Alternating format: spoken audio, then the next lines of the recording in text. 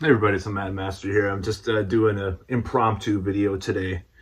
I decided to do this, and it's kind of fits with my theme of the '90s metal, uh, the '90s metal, like death of metal and 1995, and people, talking about like the cringe '90s because people like to hear about this, including some relatives have said things about like me talking about it. They're like, "Wow, that's interesting." So I wanted to talk about this whole phenomenon that I'm just laughing because it's hilarious. Because I was watching the movie Singles from 1992, and the Matt Dillon's grunge rocker character mentions Kiss playing live, and like it's being this important gig in Seattle or whatever. And I'm like, all right, so let me get this straight. A lot of these grunge alternative guys would bash Poison, Motley Crue, all these bands, and they'd even call them sexist, and the groupie thing was terrible. Meanwhile, you're, you know, putting CIA drugs in your veins and supporting all this stuff inadvertently, even though you're, also protesting against the man as well. So, of course, I'm talking about heroin.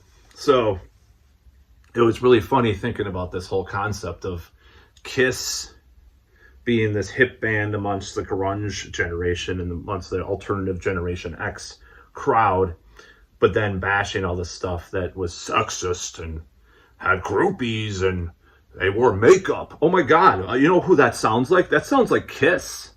That's Kiss. I mean, oh well, they started it. Well, they were better. I was just a kid, man. It's Fraley. I picked up the guitar. I don't. I still listen to it now, but I don't. Hypocrisy. So yeah, I just wanted to call that out. I just think it's funny. I love Kiss, and I like a lot of hair metal. I think the hair metal thing, like, the '90s, really brought down a lot of the other. Obviously, the death of metal was not only hair metal; it was metal in general, except for in Europe, of course. But in other places. But yeah, I think it's hypocritical to like extol Kiss and then bash all this other stuff. And it was just kind of this weird like exception. I mean, they were, there was an exceptional band for them. You read interviews of Soundgarden or Pearl Jam. Oh, my first album's Kiss Alive. Oh! This, terrible band with the stage show and stuff. And you see the hypocrisy, like, even like Henry Rollins, he even liked Van Halen and stuff back, early on and stuff. But I think with like Henry Rollins and people like that when they were talking about like 70s rock or metal or whatever, one of the things, he put a little sense of irony in there, a little bit of tongue in cheek when he talked about it. But like some of these guys are seriously like Kiss fans and stuff. And just like the Kiss phenomenon, like, I don't know.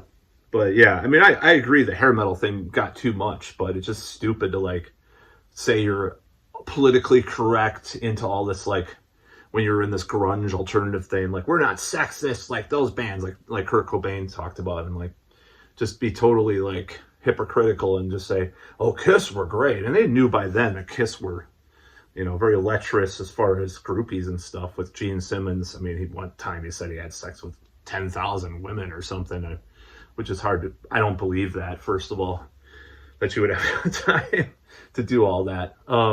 Maybe it's 3,000 or 5,000 or something. I don't know, but I'm just saying. So anyways, that's all. I just wanted to give a little observation on that because it's kind of part of that series. So that's about all.